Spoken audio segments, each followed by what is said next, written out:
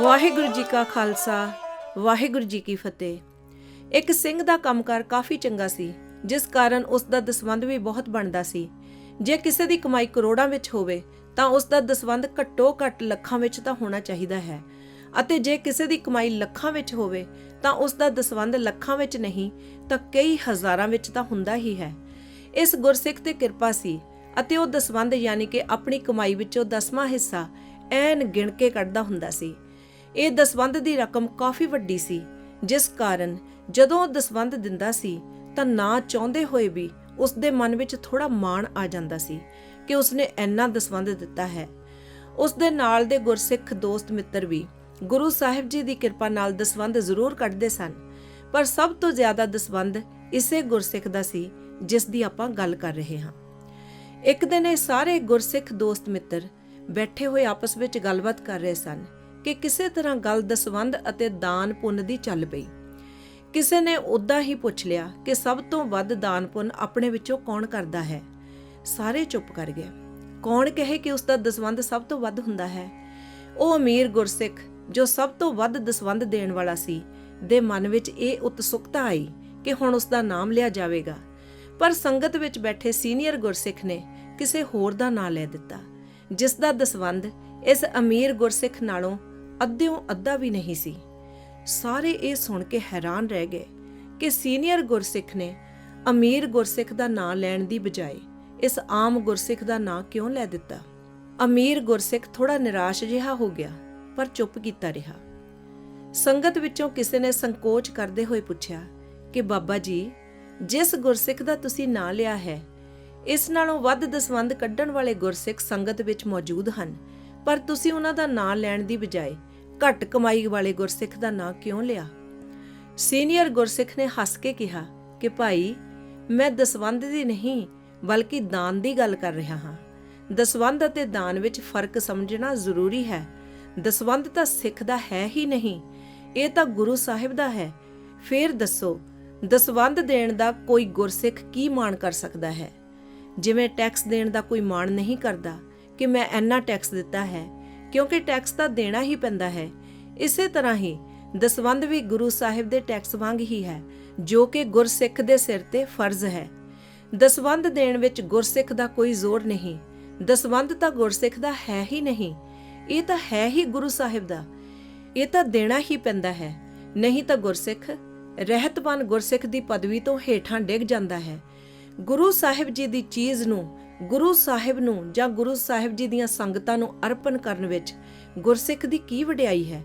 ਜੇ ਕੋਈ ਗੁਰਸਿੱਖ ਗੁਰਦੁਆਰਾ ਸਾਹਿਬ ਦੀ ਗੋਲਕ ਗਿਣ ਕੇ ਬੈਂਕ ਵਿੱਚ ਜਮ੍ਹਾਂ ਕਰਾਉਣ ਜਾਵੇ ਅਤੇ ਜਮ੍ਹਾਂ ਕਰਵਾ ਕੇ ਇਹ ਸੋਚਣ ਲੱਗ ਜਾਵੇ ਕਿ ਮੈਂ ਇੰਨੇ ਪੈਸੇ ਗੋਲਕ ਵਾਲੇ ਅਕਾਊਂਟ ਵਿੱਚ ਜਮ੍ਹਾਂ ਕਰਵਾ ਦਿੱਤੇ ਹਨ, ਤਾਂ ਆਪਾਂ ਉਸ ਬਾਰੇ ਕੀ ਸੋਚਾਂਗੇ? ਇਸੇ ਤਰ੍ਹਾਂ ਹੀ ਗੁਰਸਿੱਖ ਦੀ ਕਮਾਈ ਦਾ 10ਵਾਂ ਹਿੱਸਾ ਤਾਂ ਗੁਰਸਿੱਖ ਦਾ ਹੈ ਹੀ ਨਹੀਂ, ਇਹ ਤਾਂ ਗੁਰੂ ਸਾਹਿਬ ਜੀ ਦੀ ਅਮਾਨਤ ਹੈ। ਗੁਰੂ ਸਾਹਿਬ ਦੀ ਇਸ ਅਮਾਨਤ ਨੂੰ ਗੁਰੂ ਸਾਹਿਬ ਜੀ ਦੇ ਪੰਥ ਨੂੰ ਅਰਪਣ ਕਰਕੇ ਸਿੱਖ ਨੂੰ ਸਕੂਨ ਇਸ ਕਰਕੇ ਹੋਣਾ ਚਾਹੀਦਾ ਹੈ ਕਿਉਂਕਿ ਉਸਨੇ ਗੁਰੂ ਦੀ ਅਮਾਨਤ ਗੁਰੂ ਸਾਹਿਬ ਜੀ ਨੂੰ ਅਰਪਣ ਕਰ ਦਿੱਤੀ। ਇਸ ਕਰਕੇ ਉਸਦੇ ਮਨ ਵਿੱਚ ਸਕੂਨ ਜਾਂ ਫਖਰ ਨਹੀਂ ਹੋਣਾ ਚਾਹੀਦਾ ਕਿ ਉਸਨੇ ਆਪਣੀ ਕਮਾਈ ਵਿੱਚੋਂ ਗੁਰੂ ਸਾਹਿਬ ਜੀ ਨੂੰ ਐਨੇ ਪੈਸੇ ਅਰਪਣ ਕੀਤੇ ਹਨ।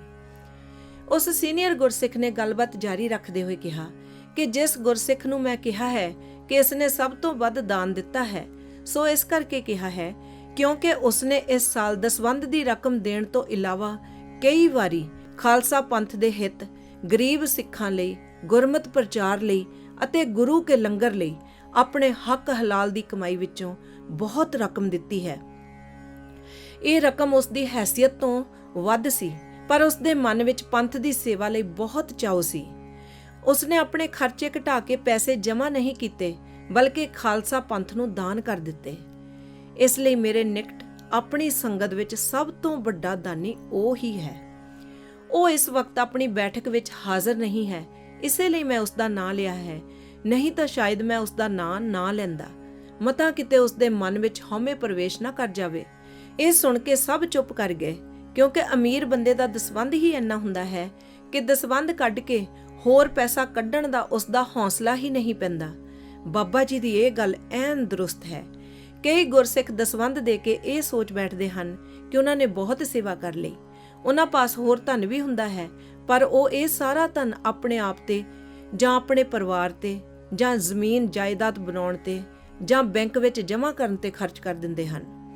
ਉਹ ਸੋਚਦੇ ਹਨ ਕਿ ਉਹ ਜ਼ਮੀਨ ਜਾਇਦਾਦ ਲੈ ਕੇ ਜਾਂ ਬੈਂਕ ਵਿੱਚ ਪੈਸਾ ਡਿਪੋਜ਼ਿਟ ਕਰਕੇ ਧਨ ਜਮ੍ਹਾਂ ਕਰ ਰਹੇ ਹਨ, ਪਰ ਉਹ ਨਹੀਂ ਜਾਣਦੇ ਕਿ ਜੋ ਧਨ ਉਹਨਾਂ ਨੇ ਜਮ੍ਹਾਂ ਕਰ ਲਿਆ ਹੈ ਉਹ ਤਾਂ ਉਹਨਾਂ ਨੇ ਬਰਬਾਦ ਕਰ ਲਿਆ ਹੈ, ਅਤੇ ਜੋ ਧਨ ਉਹਨਾਂ ਵੱਲੋਂ ਦਾਨ ਪੁੰਨ ਕਰਨ ਵਿੱਚ ਅਤੇ ਗਰੀਬਾਂ ਦੀ ਮਦਦ ਤੇ ਖਰਚਿਆ ਜਾਂਦਾ ਹੈ ਜਾਂ ਗੁਰਮਤਿ ਦੇ ਪ੍ਰਚਾਰ ਤੇ ਖਰਚਿਆ ਜਾਂਦਾ ਹੈ, ਉਹੀ ਧਨ ਅਸਲ ਵਿੱਚ ਜਮ੍ਹਾਂ ਹੁੰਦਾ ਹੈ ਅਤੇ ਕਈ ਗੁਣਾ ਹੋ ਕੇ ਉਸ ਗੁਰਸਿੱਖ ਨੂੰ ਵਾਪਸ ਮਿਲ ਜਾਂਦਾ ਹੈ। ਬਹੁਤ ਸਿੱਖ ਹਨ ਜੋ ਬੜੇ ਅਮੀਰ ਹਨ, ਪਰ ਜਦੋਂ ਦਸਵੰਧ ਕੱਢਣ ਦੀ ਗੱਲ ਆਉਂਦੀ ਹੈ ਤਾਂ ਉਹ ਪੂਰਾ 10ਵਾਂ ਹਿੱਸਾ ਕੱਢਣ ਤੋਂ ਸੰਕੋਚ ਕਰ ਜਾਂਦੇ ਹਨ। ਉਹ ਨਹੀਂ ਜਾਣਦੇ ਕਿ ਜੇ ਉਹ ਬਾਬੇ ਕੇ ਪੈਸੇ ਬਾਬੇ ਕੇ ਨਹੀਂ ਦੇਣਗੇ ਤਾਂ ਬਾਬਰ ਕੇ ਉਹਨਾਂ ਪਾਸੋਂ ਇਹ ਪੈਸੇ ਖੋਹ ਕੇ ਲੈ ਜਾਣਗੇ। ਰੋਗਾਂ, ਬਿਮਾਰੀਆਂ, ਮੁਸੀਬਤਾਂ ਦੇ ਰੂਪ ਵਿੱਚ ਇਹ ਪੈਸੇ ਨਿਕਲ ਹੀ ਜਾਂਦੇ ਹਨ। ਸੋ ਦਸਵੰਧ ਦੇਣ ਵਿੱਚ ਕਦੇ ਢਿੱਲ ਨਹੀਂ ਕਰਨੀ ਚਾਹੀਦੀ। ਦਸਵੰਧ ਪੂਰਾ ਐਨ ਗਿਣ ਕੇ ਦੇਣਾ ਗੁਰਸਿੱਖ ਦੀ ਰਹਿਤ ਦਾ ਜ਼ਰੂਰੀ ਅੰਗ ਹੈ। ਇਸ ਤੋਂ ਅਗਲੀ ਸਟੇਜ ਹੈ ਦਸਵੰਧ ਤੋਂ ਇਲਾਵਾ ਵੀ ਕੁਝ ਪੈਸੇ ਗੁਰੂ ਸਾਹਿਬ ਜੀ ਦੇ ਅਰਥ, ਖਾਲਸਾ ਪੰਥ ਅਤੇ ਸੰਸਾਰ ਦੇ ਭਲੇ ਵਿੱਚ ਖਰਚ ਕਰਨੇ। ਧਰਮ ਦਾ ਮੂਲ ਦਇਆ ਹੈ ਅਤੇ ਦਇਆ ਦਾ ਗੁਣ ਗੁਰਸਿੱਖਾਂ ਵਿੱਚ ਨੱਕੋ ਨੱਕ ਭਰਿਆ ਹੁੰਦਾ ਹੈ। ਇਸ ਲਈ ਜਦੋਂ ਕਿਸੇ ਨੂੰ ਮੁਸੀਬਤ ਵਿੱਚ ਦੇਖਦੇ ਹਨ ਤਾਂ ਉਹ ਦਇਆ ਅਤੇ ਪਰਉਪਕਾਰ ਦੇ ਗੁਣਾਂ ਨਾਲ ਭਰੇ ਹੋਏ ਹੋਣ ਕਰਕੇ ਫਟ ਗਊ ਗਰੀਬ ਦੀ ਮਦਦ ਕਰਨ ਲਈ ਤਤਪਰ ਹੋ ਜਾਂਦੇ ਹਨ। ਜਿਨ੍ਹਾਂ ਸਿੱਖਾਂ ਕੋਲ ਪੈਸੇ ਹਨ ਉਹ ਇਹਨਾਂ ਗੱਲਾਂ ਵੱਲ ਖਾਸ ਧਿਆਨ ਦੇਣ। ਗੁਰਸਿੱਖ ਨੂੰ ਚਾਹੀਦਾ ਹੈ ਕਿ ਉਹ ਹਰ ਹਾਲਤ ਵਿੱਚ ਕਮਾਈ ਦਾ 10ਵਾਂ ਹਿੱਸਾ ਖਾਲਸਾ ਪੰਥ ਨੂੰ ਦਸਵੰਧ ਦੇ ਰੂਪ ਵਿੱਚ ਭੇਟ ਕਰ ਦੇਵੇ। ਜੇ ਉਹ ਦਸਵੰਧ ਨਹੀਂ ਕੱਢਦਾ ਤਾਂ ਉਸ ਦੀ ਕਮਾਈ ਹੱਕ ਹਲਾਲ ਦੀ ਨਹੀਂ ਹੈ, ਬਲਕਿ ਹਰਾਮ ਦੀ ਹੈ। ਖਾਂਦੇ ਪੀਂਦੇ ਸਿੱਖ ਨੂੰ ਦੇਖਣਾ ਚਾਹੀਦਾ ਹੈ ਕਿ ਉਹ ਲੋੜਾਂ ਤੋਂ ਵਧੇਰੀ ਦੌਲਤ ਵਿੱਚੋਂ ਆਪਣੇ ਤੇ ਜਾਂ ਆਪਣੇ ਪਰਿਵਾਰ ਤੇ ਕਿੰਨੀ ਦੌਲਤ ਖਰਚ ਰਿਹਾ ਹੈ ਅਤੇ ਆਲੇ ਦੁਆਲੇ ਜਾਂ ਗਰੀਬ ਸਿੱਖਾਂ ਤੇ ਜਾਂ ਧਰਮ ਦੇ ਪ੍ਰਚਾਰ ਤੇ ਕਿੰਨੀ ਦੌਲਤ ਖਰਚ ਰਿਹਾ ਹੈ। ਜੇ ਉਹ ਜਮ੍ਹਾਂ ਹੀ ਕਰਦਾ ਜਾ ਰਿਹਾ ਹੈ ਅਤੇ ਆਪਣੀ ਹੈਸੀਅਤ ਮੁਤਾਬਕ ਦਾਨ ਨਹੀਂ ਕਰ ਰਿਹਾ ਤਾਂ ਇਹ ਧਨ ਉਸ ਨੂੰ ਦੁੱਖ ਦੇਵੇਗਾ, ਜੈਸਾ ਕਿ ਇਹ ਗੁਰਬਾਣੀ ਦਾ ਫਰਮਾਨ ਸਪਸ਼ਟ ਕਰਦਾ ਹੈ। ਕਾਚਾ ਧਨ ਸੰਚਹਿ ਮੂਰਖ ਗਾਵਾਰ, ਮਨਮੁਖ ਭੁੱਲੇ ਅੰਧ ਗਾਵਾਰ। ਵਿਖਿਆ ਕੈ ਧਨ ਸਦਾ ਦੁੱਖ ਹੋਏ, ਨਾ ਸਾਥ ਜਾਏ ਨਾ ਪ੍ਰਾਪਤ ਹੋਏ। ਗੁਰੂ ਸਾਹਿਬ ਜੀ ਦਾ ਬੜਾ ਸਪਸ਼ਟ ਫਰਮਾਨ ਹੈ ਕਿ ਭੁੱਲੇ ਹੋਏ ਮਨਮੁਖ, ਮੂਰਖ, ਅੰਧ ਗਵਾਰ ਲੋਕ ਕੱਚਾ ਧਨ ਸੰਚਦੇ ਹਨ, ਭਾਵ ਜਮ੍ਹਾਂ ਕਰਦੇ ਹਨ, ਪਰ ਉਹ ਨਹੀਂ ਜਾਣਦੇ ਕਿ ਇਸ ਵਿਖਿਆ ਦੇ ਧਨ ਨਾਲ ਸਦਾ ਦੁੱਖ ਹੁੰਦਾ ਹੈ, ਨਾ ਇਹ ਨਾਲ ਜਾਂਦਾ ਹੈ ਅਤੇ ਨਾ ਹੀ ਸਹੀ ਤਰੀਕੇ ਨਾਲ ਪ੍ਰਾਪਤ ਹੀ ਹੁੰਦਾ ਹੈ। ਗੁਰੂ ਸਾਹਿਬ ਜੀ ਦਾ ਫਰਮਾਨ ਅਟੱਲ ਹੈ ਕਿ ਵਿਖਿਆ ਕੈ ਧਨ ਸਦਾ ਦੁੱਖ ਹੋਏ, ਭਾਵ ਵਿਖਿਆ ਦੇ ਧਨ ਨਾਲ ਸਦਾ ਦੁੱਖ ਹੋਵੇਗਾ। ਸੋ ਗੁਰਸਿੱਖ ਨੂੰ ਚਾਹੀਦਾ ਹੈ ਕਿ ਜਮ੍ਹਾਂ ਹੀ ਨਾ ਕਰੀ ਜਾਵੇ ਅਤੇ ਆਪਣੇ ਪਰਿਵਾਰ ਤੇ ਹੀ ਨਾ ਖਰਚੀ ਜਾਵੇ, ਕੁਝ ਹੋਰ ਗੁਰਸਿੱਖਾਂ ਅਤੇ ਗਰੀਬਾਂ ਤੇ ਵੀ ਖਰਚ ਕਰੇ। ਅਸੀਂ ਇਹ ਨਹੀਂ ਕਹਿੰਦੇ ਕਿ ਖਾਂਦੇ ਪੀਂਦੇ ਸਿੱਖ ਭਿਖਾਰੀਆਂ ਵਾਂਗ ਰਹਿਣ। ਬੇਸ਼ੱਕ ਉਹ ਵੱਡੇ ਘਰ ਬਣਾਉਣ, ਰਾਜਿਆਂ ਵਾਂਗ ਖਰਚੇ ਕਰਨ, ਕਾਰਾਂ ਰੱਖਣ ਅਤੇ ਹੋਰ ਉੱਚੇ ਸਟੈਂਡਰਡ ਵਾਲਾ ਸਾਜੋ ਸਮਾਨ ਰੱਖ ਲੈਣ, ਪਰ ਨਾਲ ਹੀ ਉਹਨਾਂ ਨੂੰ ਐਨੇ ਹੀ ਸ਼ੌਕ ਅਤੇ ਉਤਸ਼ਾਹ ਨਾਲ ਦਾਨ ਵੀ ਕਰਨਾ ਚਾਹੀਦਾ ਹੈ। ਗਰੀਬ ਸਿੱਖਾਂ ਦੀ ਸਾਰ ਵੀ ਲੈਣੀ ਚਾਹੀਦੀ ਹੈ ਅਤੇ ਪ੍ਰਚਾਰ ਦਾ ਕੰਮ ਵੀ ਕਰਨਾ ਚਾਹੀਦਾ ਹੈ। ਗੁਰਸਿੱਖ ਨੂੰ ਚਾਹੀਦਾ ਹੈ ਕਿ ਸਾਰੇ ਪੈਸੇ ਆਪਣੇ ਬੱਚਿਆਂ ਵਾਸਤੇ ਹੀ ਨਾ ਛੱਡ ਜਾਵੇ। ਉਸ ਨੂੰ ਚਾਹੀਦਾ ਹੈ ਕਿ ਆਪਣੀ ਵਸੀਅਤ ਵਿੱਚ ਘਰ ਪਰਿਵਾਰ ਲਈ ਸੰਪਤੀ ਛੱਡਣ ਤੋਂ ਇਲਾਵਾ ਓਨੇ ਹੀ ਉਤਸ਼ਾਹ ਨਾਲ ਸਿੱਖ ਸੰਸਥਾਵਾਂ, ਲੋੜਵੰਦ ਸਿੱਖਾਂ ਲਈ ਅਤੇ ਹੋਰ ਗਰੀਬਾਂ ਲਈ ਵੀ ਪੈਸੇ ਛੱਡ ਕੇ ਜਾਵੇ। ਗੁਰੂ ਨਾਨਕ ਸਾਹਿਬ ਜੀ ਦੇ ਨਾਂ ਤੇ ਹੋਰ ਲੋੜਵੰਦਾਂ ਨੂੰ ਵੀ ਦਾਨ ਕਰੇ। ਗੁਰੂ ਸਾਹਿਬ ਜੀ ਕਿਰਪਾ ਕਰਨ, ਆਪਣੇ ਸਿੱਖਾਂ ਪਾਸੋਂ ਵੱਧ ਤੋਂ ਵੱਧ ਖਾਲਸਾ ਪੰਥ ਦੀ ਅਤੇ ਹੋਰ ਲੋੜਵੰਦਾਂ ਦੀ ਸੇਵਾ ਕਰਵਾ ਲੈਣ।